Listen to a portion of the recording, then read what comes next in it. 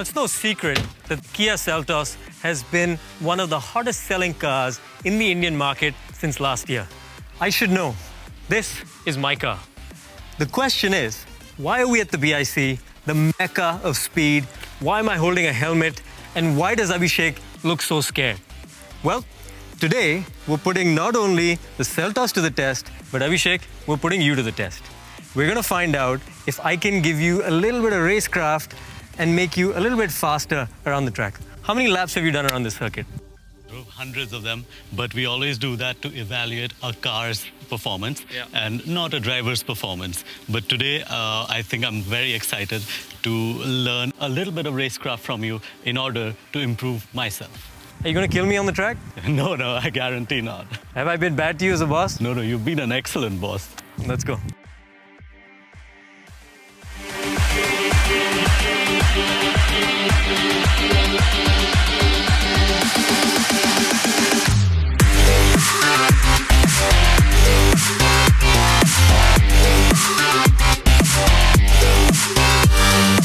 Right, so what we're going to do is do one out lap, one time lap. Abhishek, that's up to you. We set a marker time and then we'll see if I can give you a little bit of instruction over the course of the next couple of laps and drop a little bit of time and make some fine minor adjustments to see if we can make you a little bit faster around the BIC. Right, let's go. On a racetrack now, we have crossed 140 kilometers an hour. The Seltos is absolutely planted at this time. 150 right now before we hit the braking zone. The kickdown response from the gearbox is quite good in sport mode. Okay, so final corner leading to the front straight, and then it's over to you. Okay, Abhishek, marker time. Keep going, keep going, keep going, keep going. You've got 305.1. So you're doing a couple of things really well, which is seating position is good, hands are good at 3 and 9.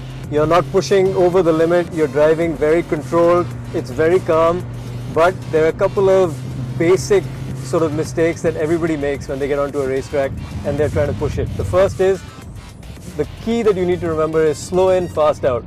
So a corner like this, by the time you get to the apex, you want to be flat on the gas and you want to stay flat on the gas till you've exited the corner and you've gotten onto the next straight. So try and not brake a little bit sooner, but brake a little bit more. You're braking not enough going into a corner and carrying too much speed through the corner, which is not allowing you to put the power down fast enough.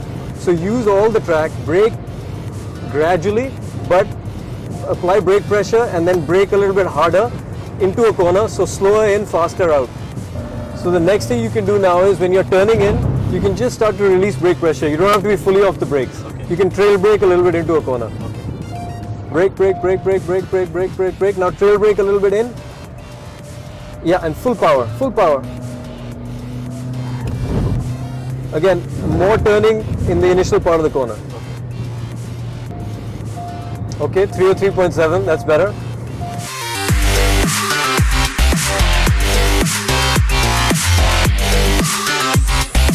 Okay, so my turn. Yeah, I'm looking forward to this. So what I really like about this car is the fact that it's really nicely weighted, the steering wheel. It's got a little bit of heft to it. Just turn in a little bit late and then get full flat on the power unwind the steering wheel. Each tenth of a second makes a difference. So with a decreasing radius corner like that, you just have to be as smooth as possible going through the corner. You don't want to unsettle the car too much. You still want to use all the track, carry as much speed as you want, but brake enough that you're not carrying too much speed. You have to basically just maximize whatever sections of track are available to you. And just straight line as much as possible. The less you turn, the faster you go. So here again, it was just a little lift towards the second part of the parabolica. It gets the rear end pointing a little bit because the car's already fully loaded, and then you can just carry speed all the way through the entire thing. Same thing here. Cheating a little bit using the orange curve on the inside, a little bit of turf on the outside. But as long as you've got two wheels on the track, you're fine. So 254.78. So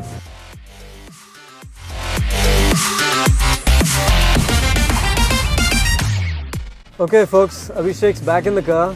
He's got 8 seconds that he needs to gain. Now the thing you need to remember is don't be greedy. You're not going to pick up 8 seconds in one lap. Yeah, much better. You need to pick up just little fractions of a second in each corner. Each corner, the entry point, the braking, the exit, you pick up a few fractions of a second, and when you finish 16 corners of a lap, immediately you've picked up a second or 2 seconds each lap. So the key to remember is don't be too aggressive. The time will come if you're smooth. Also, you didn't use all the track at the turn in. You left that much space of the track on at the turn in, so you have to tighten your line even more.